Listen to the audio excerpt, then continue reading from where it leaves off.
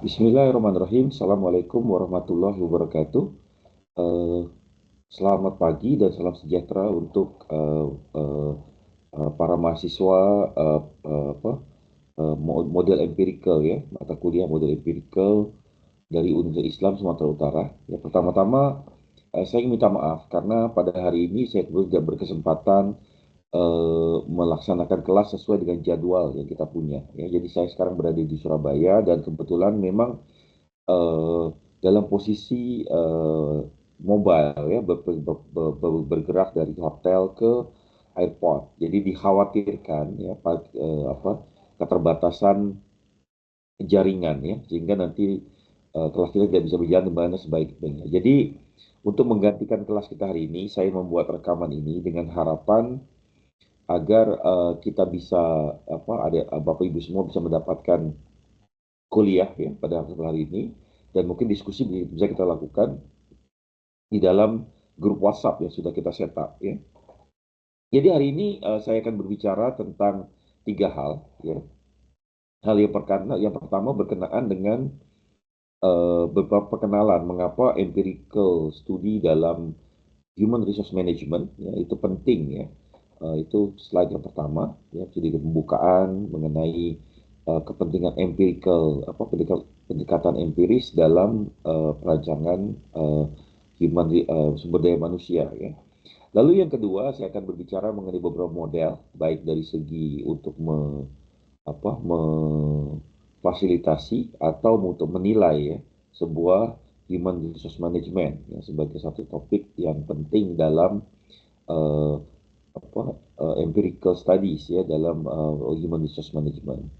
Lalu yang ketiga saya akan sedikit menjelaskan tentang mind map ya, mind map yang pernah saya berikan dengan harapan mungkin sebelumnya saya pernah didiskusikan secara mendasar ya. Nanti kita bicarakan secara lebih mendetail dengan harapan setelah kuliah pada hari ini Bapak Ibu sekalian bisa mulai mengisi mind map-nya ya.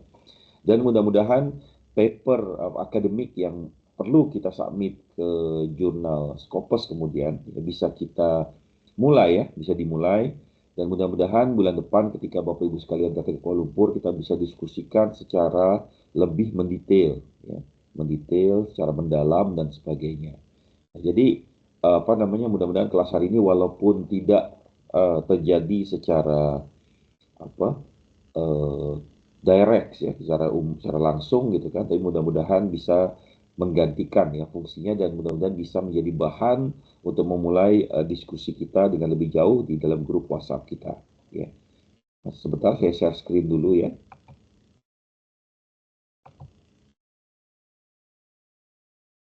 Mudah-mudahan screen saya sudah bisa terlihat ya.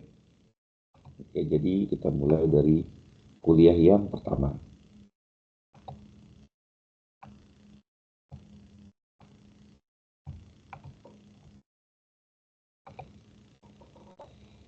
Jadi pada kuliah pertama ini, saya ingin memberikan sebuah perkenalan ya, kepada empirical model in human resource management ya. Kenapa, apa itu sebenarnya empirical model dalam human resource management ya? Jadi empirical model itu merepresentasikan satu perubahan mendasar ya, bagaimana kita memahami ya, praktis dan pelaksanaan sebuah manajemen sumber daya manusia ya. Jadi sebelum adanya pendekatan empirical atau dalam bahasa lebih saintifik dan lebih akademis ya. Biasanya human resource ini didasarkan pada intuitif ya, intuition atau tradisi. Ya. Jadi kalau misalnya sebelumnya dilaksanakan sistem seperti itu, diulang dan dilaksanakan kemudian tanpa melalui sebuah proses analisis akademik dan diskusi secara lebih berdasarkan pada bukti. Ya. Jadi empirical model dalam human resource management memberikan sebuah kesempatan bahwa sebuah keputusan atau perubahan manajemen sumber daya manusia didasarkan kepada apa bukti-bukti yang lebih saintifik dan lebih akademis. Jadi empirical model yang pertama evidence based, ya, berdasarkan kepada bukti-bukti yang real, gitu ya, dengan parameter dan indikator yang lebih jelas, gitu, bukan hanya perasaan sepertinya seperti ini dan sebagainya. Lalu pendekatan empirical juga berbicara tentang bagaimana mentransformasikan sebuah teori, ya, hasil riset yang dibuat oleh beberapa pakar di dalam bidang ini kepada pelaksanaan. Ya, bagaimana melaksanakan sebuah model, kita buat sebuah studi kasus dan sebagainya. Ya. Lalu yang terakhir, dia berimplikasi kepada strategic integration. Ya. Ketika kita mengintegrasikan antara praktis-praktis atau pelaksanaan kebijakan human resource dengan employees, kesejahteraan pekerja, dan juga bagaimana performance atau apa namanya performance mereka dihitung, ya, melalui sebuah kerangka penilaian atau kerangka pelaksanaan yang lebih detail dan komprehensif, ya. Kenapa empirical model sangat penting dalam human resource management? Yang pertama, ketika bicara evidence based decision making, jadi keputusan itu diambil bukan hanya berdasarkan apa katanya-katanya atau satu intuisi yang mungkin tidak tepat, gitu ya. Jadi dengan lebih banyak bukti, banyakkan studi kasus, lebih mudah untuk mengambil sebuah keputusan secara lebih terstruktur dan terprogram, gitu ya. Lalu kita juga mengidentifikasi, ya, beberapa praktis-praktis yang kita atau kebijakan-kebijakan yang berbeda, gitu ya. Jadi kita kadang-kadang setiap kebijakan itu memiliki impact atau hasil yang berbeda. Dengan menggunakan pendekatan empirikal, kita bisa melihat bagaimana impact dari setiap pendekatan tersebut secara lebih terukur, gitu. Lalu satu lagi, seringkali, ya, traditional HR research yang berdasarkan intuisi, berdasarkan kebiasaan atau tradisi itu eh, berjuang, ya, untuk mengukur, ya, memiliki kesulitan mengukur tingkat performance atau keberhasilan karena adanya inconsistent measurement, ya. Jadi tidak ada satu pengukuran yang konsisten dan tidak ada eh, kausal, ya, hubungan kausal yang jelas, gitu ya. Jadi kadang-kadang dengan ketiadaan dua pengukuran yang tidak konsisten dan hubungan kausal itu menyebabkan banyak eh,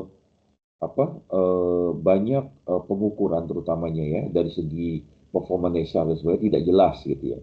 Dan dengan adanya modern empirical, kita bisa melakukan sebuah pengukuran yang lebih jelas, ya, dan lebih konsisten. Standar pertama, ya, jadi kalau kita bicara foundation, ya, fondasi dari eh, model dalam human resource management itu namanya standar kausal. Standar kausal itu hubungan kausal antara beberapa faktor, gitu ya. Yang biasanya dia berkecimpung atau menganalisis 4 komponen utama dalam human resource management. Ya. Yang pertama adalah kita sebut bisnis strategi. Ya. Bagaimana strategi bisnis dari perusahaan tersebut, ya, atau institusi tersebut.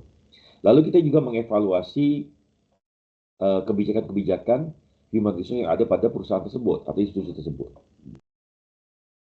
Dari kedua faktor ini, kita juga mempertimbangkan employee outcome, ya, bagaimana uh, hasil yang diberikan oleh pekerja tersebut, ya, dari segi komitmen, engagement, dan seterusnya, performance result. Jadi bagaimana pengaruhnya, ya, dari hasil pekerja tadi terhadap performance organisasi atau perusahaan secara keseluruhan. Jadi biasanya model human resource management berdasarkan pada fondasi ini, yaitu bisnis strategi bisnis, praktis HR, bagaimana outcome dari setiap pekerja di perusahaan tersebut atau di institusi tersebut dengan dibandingkan dengan performance dari perusahaan itu tersebut akhirnya. Bagaimana 4 faktor utama ini menjadi sebuah kunci utama, ya. Jadi kalau misalnya kita bicara model, biasanya model itu berdasarkan kepada 4 pondasi utama ini, ya, untuk pengukurannya. Tapi kemudian dengan perkembangan empirical modern, contoh misalnya kita ada satu namanya Harvard ya, itu apa Human Resource Management ya model. Ya. Dalam Harvard Harvard Human Resource Management Model yang dikemukakan oleh Michael Beer ya pada tahun 1984 di Harvard Business School ada 5 komponen yang dijadikan faktor-faktor utama dari penilaian sebuah human resource management. Yang pertama stakeholder interest, ya, yang biasanya kita perlu menyeimbangkan antara shareholder atau orang-orang yang terlibat dalam uh, satu operasional dari sebuah institusi atau perusahaan. Lalu kita juga harus melihat faktor di luar. Ya. Faktor di luar itu maksudnya situational factors kita sebut. Ya. Bagaimana market conditionnya, ya, karakteristik dari pekerjanya, ya, strategi bisnis dan legal environmentnya seperti apa. Lalu yang ketiga kita juga membicarakan faktor ketiga adalah HR policies. Ya. Kalau tadi dikatakan HR apa kebijakan HR ya, ini juga mempengaruhi. Lalu kita diskusikan juga bagaimana outcomes ya dari kebijakan HR tersebut dari segi kompetensi dan sebagainya. Tadi mirip dengan yang tadi ya HR apa human resource outcomes ya. Lalu yang ketiga kita bicarakan menurut Harvard model kita perlu membicarakan dari segi long term consequences-nya seperti apa ya dari segi human being dari segi organizational effectiveness ya dan sebagainya. Dalam pengukuran ya, nanti juga kita akan bicara lebih detail tentang pengukuran ya. Karena pengukuran ini sangat penting ya. Pengukuran yang akurat ya menjadi salah satu faktor utama dari human resource management, pendidikan empirical human management. Jadi kita harus mampu mengukur ya, karena yang kita ukur ini bukan ya, walaupun saya sebenarnya tidak setuju dengan konsep human resource ya, tapi yang kita ukur ini manusia ya, bukan mesin ya. Jadi kalau saya biasa dengan teman-teman di bidang teknik ya, kita bisa mengukur performance mesin, performance dari sebuah eksperimen dan sebagainya. Itu lebih mudah ya, karena mereka tidak melibatkan banyak faktor. Manusia kita harus perlakukan sebagai seorang individu yang sangat kompleks ya. Kompleks maksudnya mereka memiliki satu karakter dan memiliki satu pemikiran ya, yang lebih kompleks dari sekedar hanya sekedar barang gitu. Jadi ada beberapa pendekatan ya yang digunakan untuk mengukur uh, HR practice ini. Yang pertama tradisional ya. Permasalahan sistem tradisional, hubungan tradisional adalah biasanya kita menganggap semua faktor yang dijadikan standar pengukuran itu kontribusinya sama ya. Padahal kadang-kadang dari setiap faktor kita ukur, contoh misalnya tadi kita di faktor yang kausal tadi itu kita katakan ada kebijakan perusahaan, ya, bisnis strategi, ada outcome dari human resource itu, ada faktor-faktor di luar, pakai Harvard model tadi kan. Nah, pengukuran tradisional sering menganggap bahwa semua faktor itu memiliki kontribusi yang sama. Sebenarnya tidak seperti itu. Ya. Makanya dalam formative measurement models, ya, beberapa riset pada beberapa kali menunjukkan bahwa sebenarnya individual itu harus dilihat pengukuran dari segi kontribusinya tadi. Ya.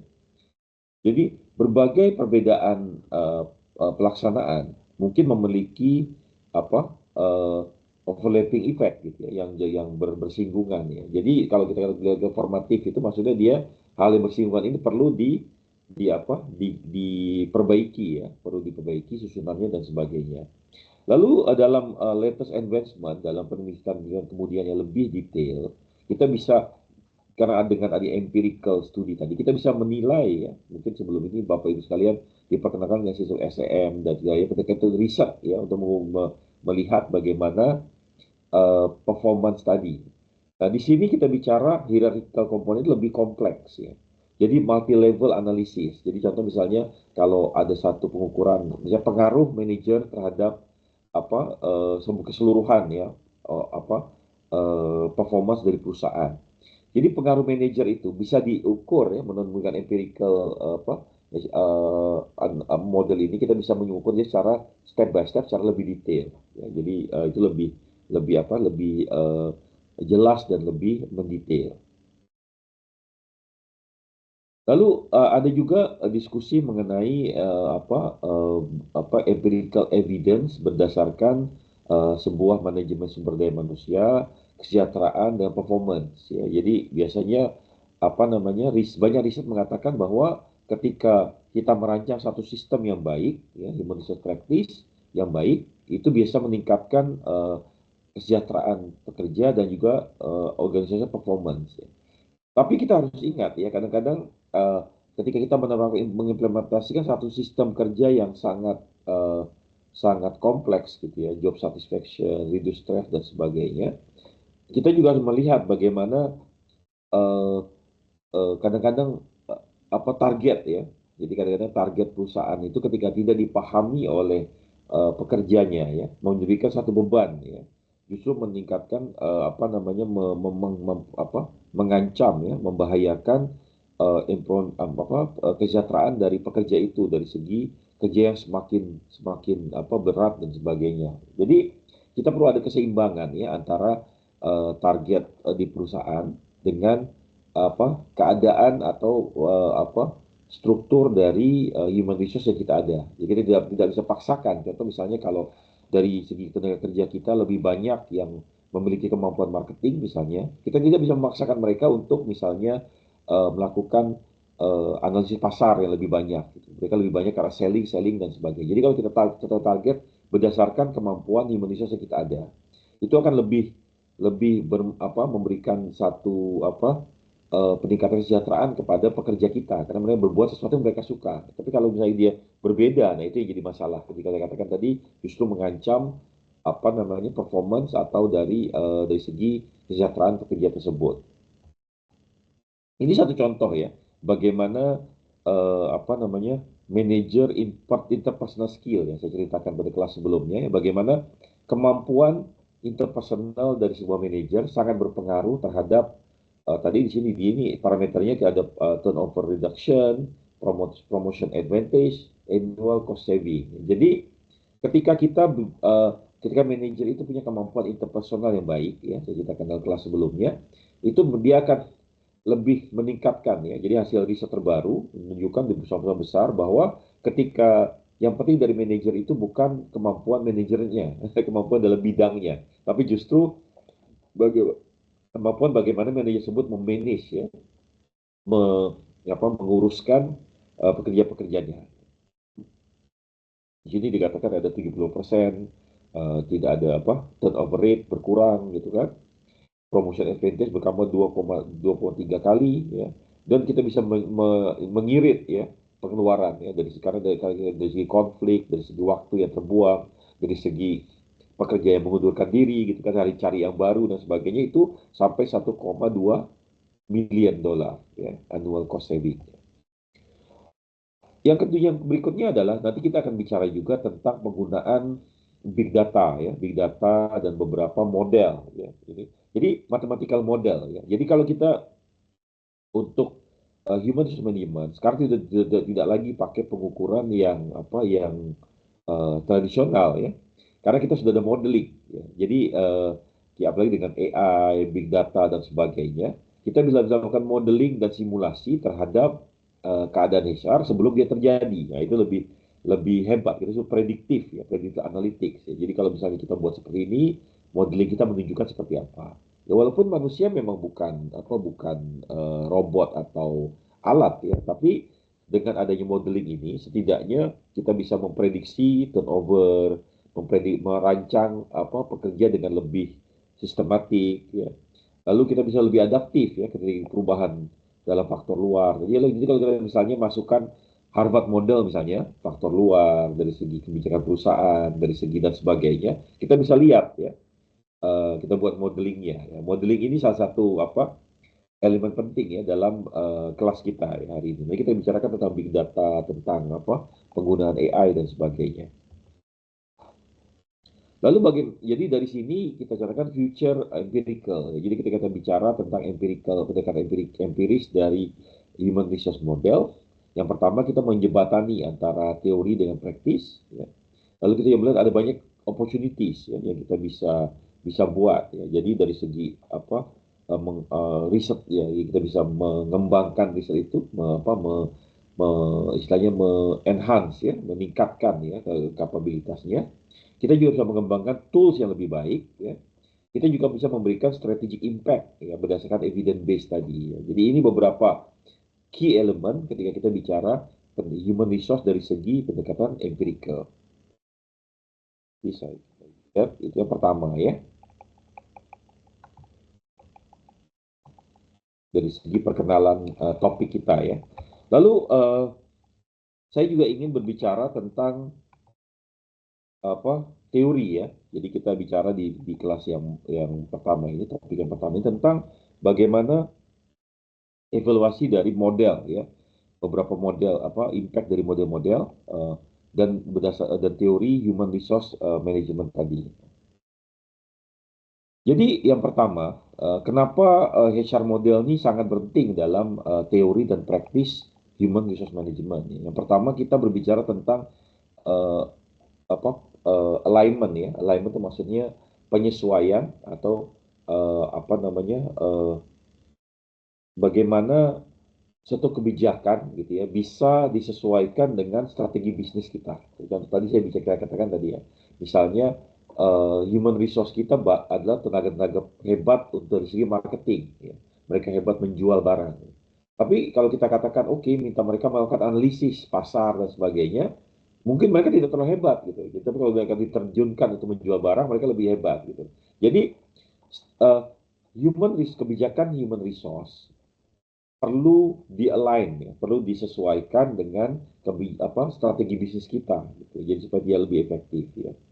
Itu di mana model itu penting.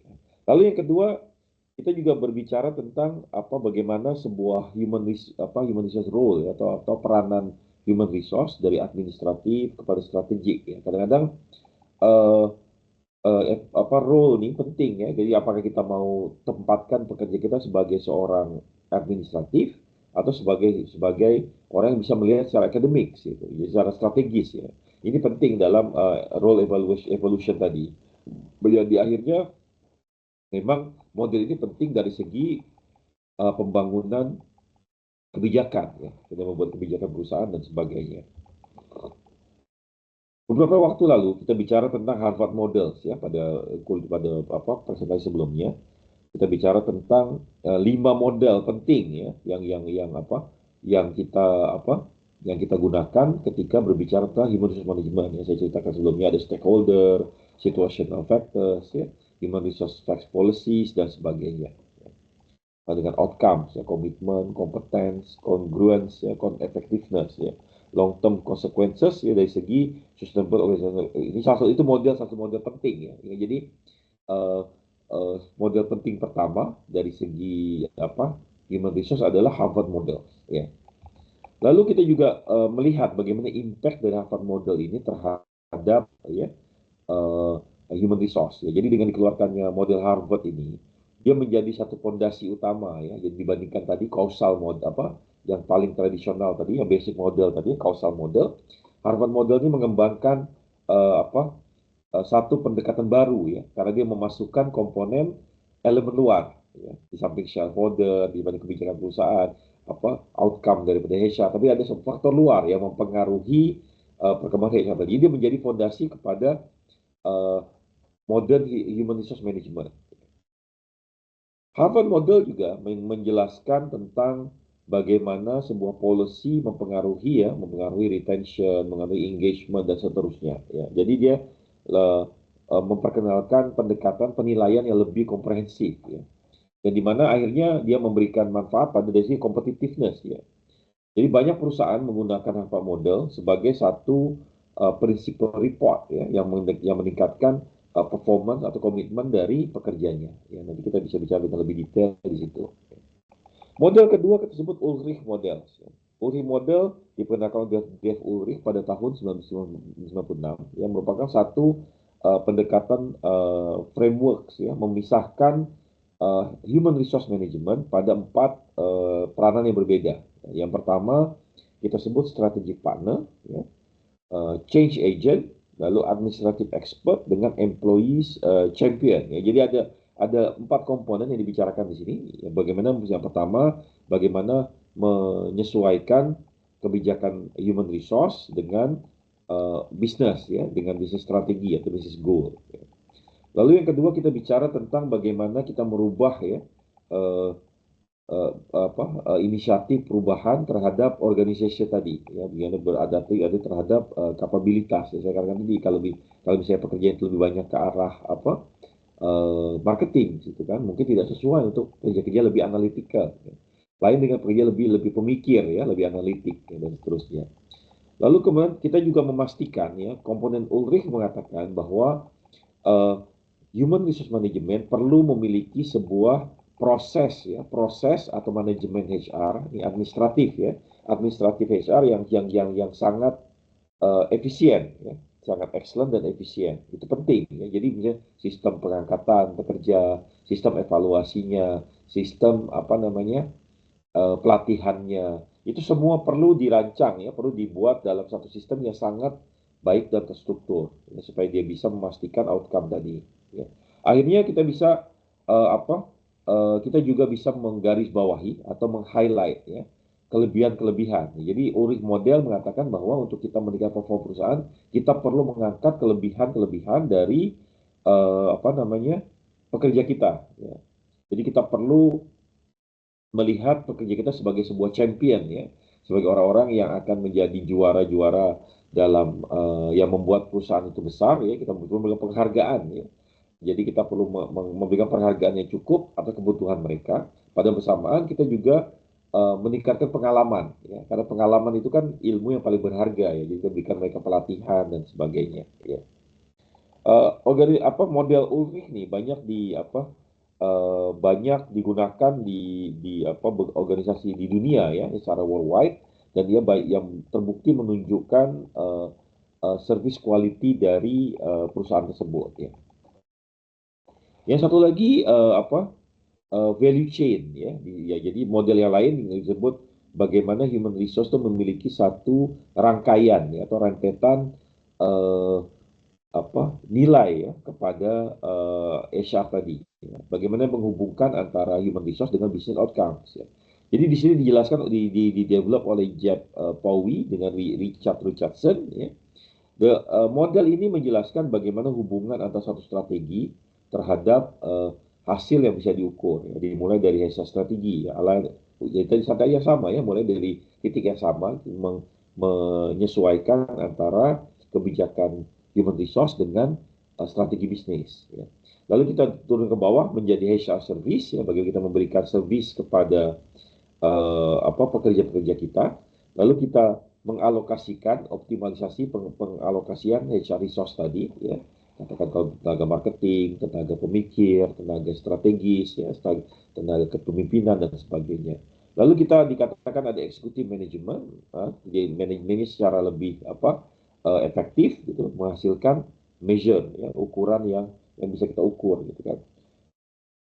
Jadi yang digunakan sebagai key performance metrics-nya adalah yang pertama time to hire ya. Jadi bagaimana efektivitas dari rekrutmen proses. Lalu training ROI ya. Bagaimana kita menilai investment yang kita berikan kepada pekerja itu dan apa pulangannya gitu ya.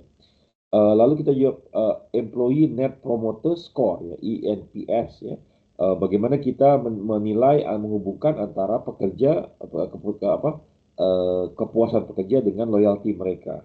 Lalu yang terakhir kita bicara tentang productivity, profitability yang berhubungan dengan inisiatif tadi. Misalnya kita berikan liburan kepada HR, bagaimana impact terhadap performance dari perusahaan. Lalu kita berikan insentif kenaikan gaji, bagaimana performance kita ukur satu-satu. Ya. Itu yang dikatakan tadi, untuk mengukur strategi HR value chain ini menggunakan 4 faktor tadi untuk mengukurnya. Dari 5 proses yang kita lakukan sebelumnya. Lalu ada lagi satu lagi tentang yang kita sebut strategi contingency theories, ya, bagaimana satu kekuasaan mempengaruhi penyelesaian ya dalam sebuah isu manajemen HR. Ya. Jadi yang pertama kita bicara, dan teori ini berbicara bahwa leadership atau istilahnya kepemimpinan sangat penting ya dalam menyelesaikan satu masalah di Indonesia. Ya. Jadi kita perlu ada strategi contingency theory, fokus pada bagaimana seorang pemimpin mempengaruhi ya beberapa masalah-masalah ya, beberapa masalah kritikal ya, seperti misalnya penempatan orang, evaluasi terhadap standar penilaian evaluasi, performa perusahaan dan sebagainya. Lalu kita juga perlu melihat ya dari strategi kontingensi teori juga meng-highlight kepentingan ya untuk beradaptasi dan strategic leadership ya, untuk beradaptasi dengan kebijakan human resource ya, dari berbagai organisasi ya. Lalu dia juga melihat bahwa perlu lebih daripada kebiasaan harian gitu kan. Jadi dia perlu ada perubahan ya dan strategik ya, dan dan sebagainya. Ini satu contoh riset lain ya, bagaimana HR model meningkatkan organisasi performance ya. Jadi kita membuat beberapa model ya.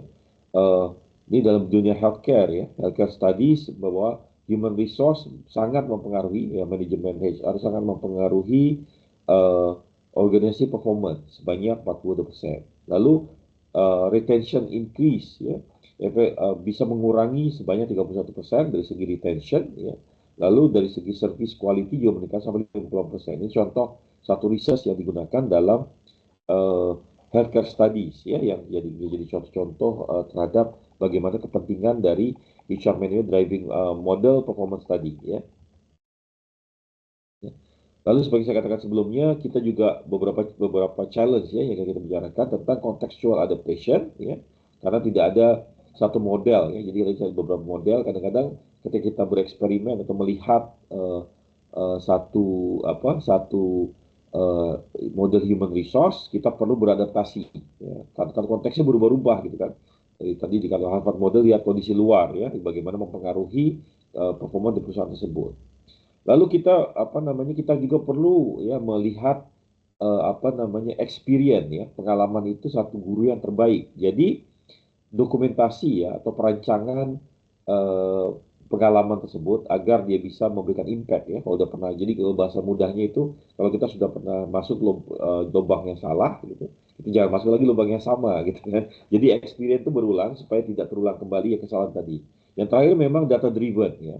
Dalam setiap kita apa tantangan atau evolusi HR sangat dipengaruhi dari data. Seperti kita tadi akan berbicara mengenai big data dan AI dan bagaimana pengaruhnya terhadap human resource management. Ya.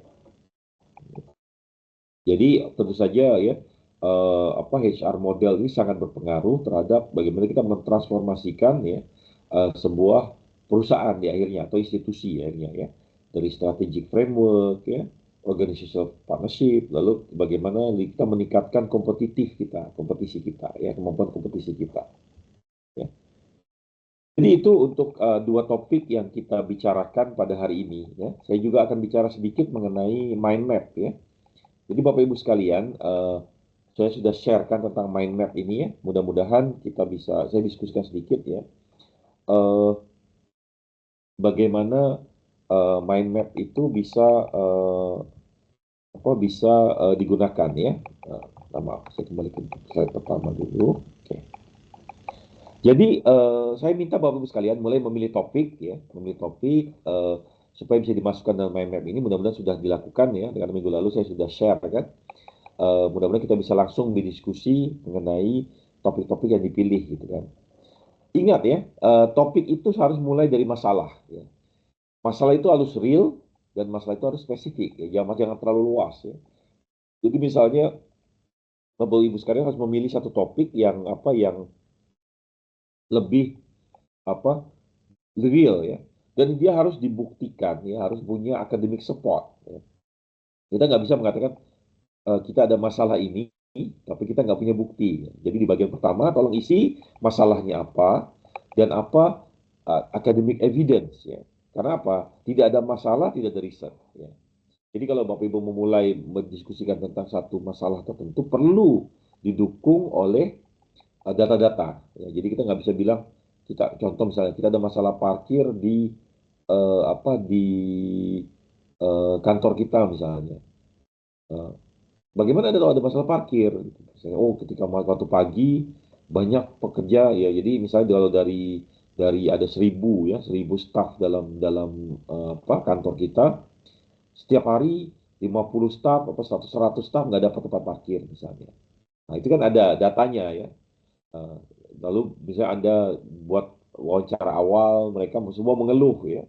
Setiap pagi datang susah parkir ya. Berapa berapa susah parkir itu berapa ya. Gitu. Jadi kita nggak bisa bilang, kita nggak bisa cuma bilang ada masalah parkir di kantor kita. Ya. Berdasarkan apa gitu kan? Jadi harus spesifik. Kalau masalah parkir sudah cukup spesifik ya. Tapi banyak apa namanya mahasiswa biasa memberikan satu topik itu sangat general ya. Masalah parkir itu disebabkan oleh apa gitu kan, atau mungkin masalah lain itu kadang-kadang umum gitu kan. Ada masalah kinerja ya, dari banyak perusahaan BUMN. Kinerja mah kinerja kenapa gitu, kinerja apa yang kurang, kinerja dari segi kedatangan ke kantor, kinerja dari segi menghasilkan mencapai KPI, kinerja dari apa gitu. Nah itu yang harus jelas ya. Jadi kadang-kadang biasanya mahasiswa itu terperangkap di sini ya, masalahnya itu mungkin real tapi terlalu umum ya. Kalau masa terlalu umum, susah kita untuk berkontribusi ya. Jadi kalau bisa masa sangat spesifik, nggak perlu bisa besar, tapi spesifik ya. Dan didukung oleh data-data yang jelas dari segi statistical data, dari segi empirical data, dari segi data saintifik dan sebagainya. Lalu yang kedua, Bapak Ibu sekalian perlu membuat satu uh, literatur review atau kajian pustaka terhadap riset-riset yang berhubungan selama minimal 3 tahun terakhir ya. Kita kalau kita mau tahu agak lama, agak banyak ya. Minimal 3 tahun terakhir ini trennya seperti apa ya. Ada nggak teori-teori penting ya yang perlu kita masukkan gitu.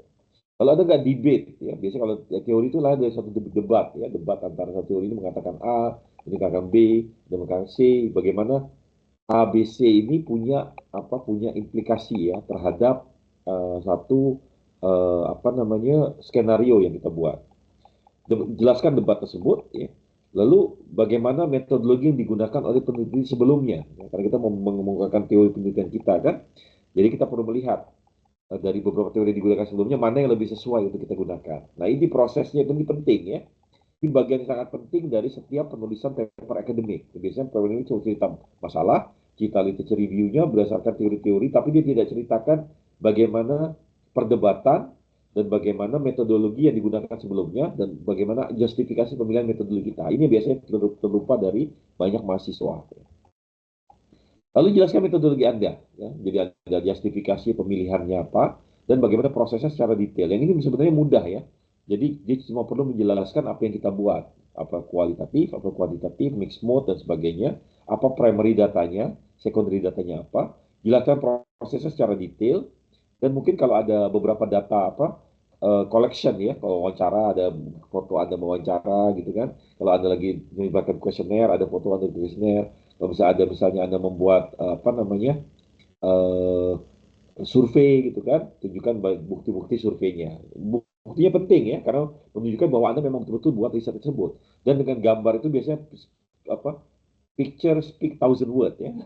Dari gambar kita bisa lihat, oh ternyata wawancara dibuat seperti ini. Apakah online atau dibuat secara face to face. Jadi gambar itu kelihatan kan. Kalau online berarti mungkin ada Google Map-nya, apa Google Microsoft Teams-nya, ada Zoom-nya dan sebagainya. Ya atau interview secara apa face to face gitu kan. Lalu ketika Anda sudah mengumpulkan data, mesti ada finding-nya ya. Finding ini fokus kepada description ya, bukan analisis ya. Jadi Anda jelaskan, jadi banyak mahasiswa itu dia tidak sabar untuk menganalisis datanya ya. Padahal penjelasan mereka terhadap apa yang mereka temukan kadang-kadang tidak detail ya. Ingat ya, ini data dari penelitian Anda, bukan penelitian orang lain. Makanya tidak boleh ada literature review ya di dalam bidang finding ya. Jadi banyak mahasiswa itu dia menemukan banyak hal, tapi tidak dideskripsikan dan tidak dijelaskan secara mendetail. Ya.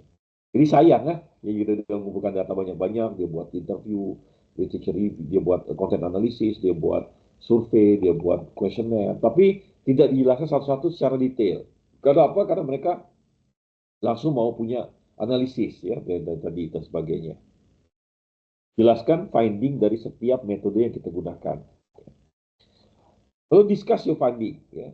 Ya, baru kita diskusi berikutnya ya. Nah di sini baru masuk pembandingan antara penemuan Anda dengan literature review yang Anda buat sebelumnya. Ya, jadi sebaiknya diskusinya antara literature review yang dibuat sebelumnya dengan penemuan-penemuan Anda. Jadi kalau bisa teorinya itu sudah didiskusikan sebelumnya, jadi kita bisa bandingkan ya. Misalnya kalau dalam human resource, Digital Review mengatakan bahwa performance dari sebuah pekerja sangat ditentukan dengan oleh well-being-nya misalnya, kesejahteraannya.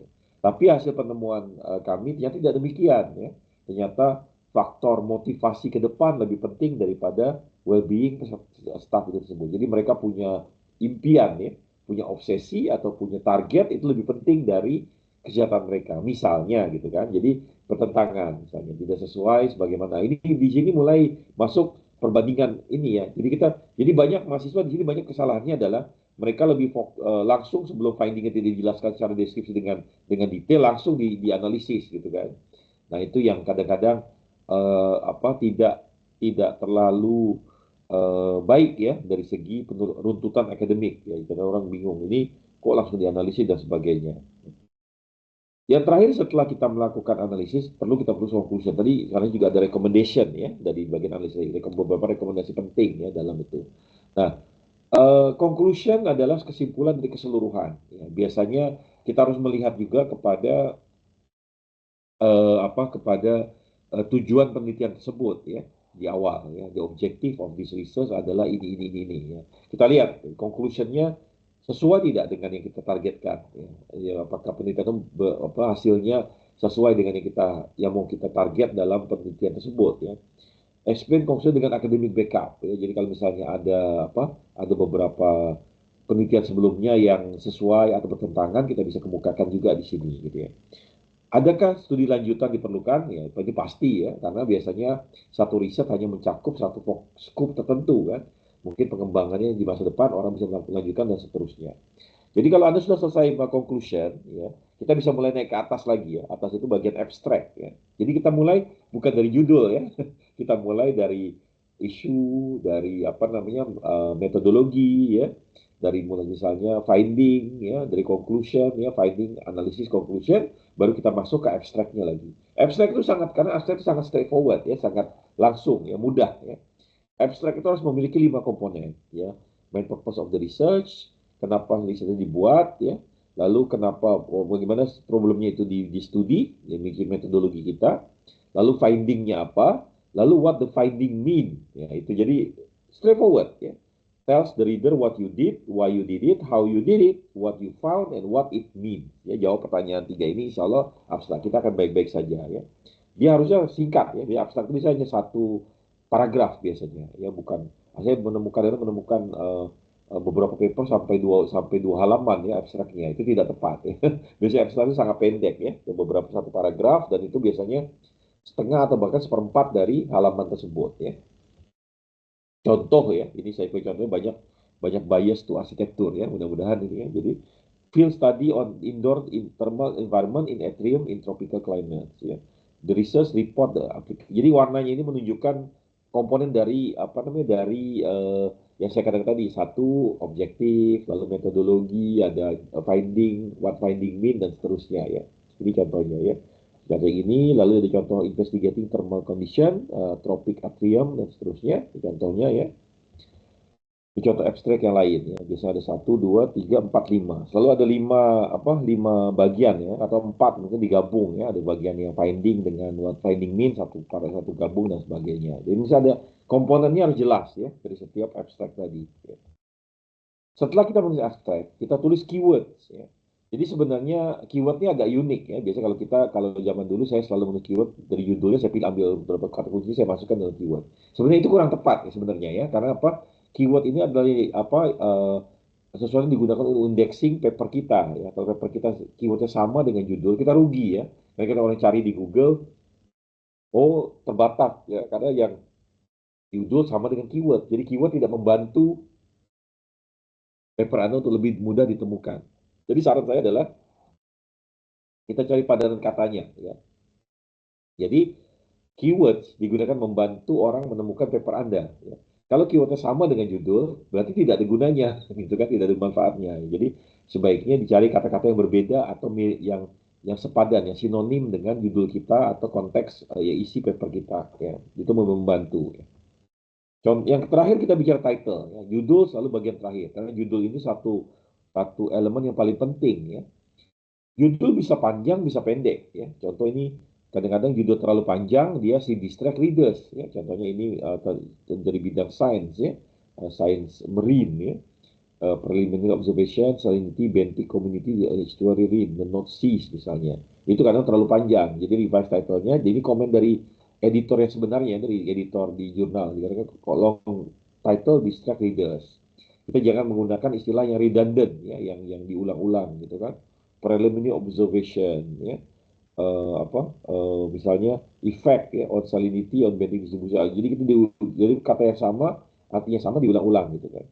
Tapi kita juga nggak bisa menggunakan judul terlalu pendek ya. Terlalu pendek maksudnya dia terlalu umum ya. Contoh misalnya an action of antibiotic on bacteria. Actionnya itu apa? Antibiotiknya apa? Bakterianya apa? Kita harus dijelaskan. Jadi katakan inhibition of growth of Mycobacterium tuberculosis by streptomycin. Jadi actionnya inhibition of growth, bakterinya Mycobacterium tuberculosis, antibiotiknya streptomycin. Ya, lebih spesifik ya. Jadi gitu. Jadi itulah kuliah kita pada hari ini ya mudah-mudahan memberi manfaat kepada Bapak Ibu sekalian untuk bahan diskusi ya. Jadi kuliah itu bukan untuk menjawab pertanyaan. Jadi karena saya di sini bukan orang yang paling pandai gitu, saya hanya membuka kesempatan untuk diskusi dengan lebih detail. Jadi kalau Bapak Ibu ada pertanyaan mungkin bisa PM saya atau mungkin bisa membuka pertanyaan di dalam chat group ya atau nanti kalau saya sempat saya jawab atau kita bicarakan pada pertemuan yang akan datang gitu ya. Jadi itu aja dari saya ya. Kita kembali kepada internetnya ya. Itu aja dari saya, kita sudah berbicara selama hampir 50 menit lebih ya. Jadi mudah-mudahan bisa memberikan manfaat ya untuk Bapak Ibu sekalian walaupun hanya melalui video tapi mudah-mudahan bisa memberi satu wawasan ya baru dan menjadi bahan diskusi awal kita bersama. Kurang lebihnya minta maaf. Assalamualaikum warahmatullahi wabarakatuh. Kita tutup dulu. Ketemu lagi pada kesempatan di masa pada pekan depan ya, insya Allah.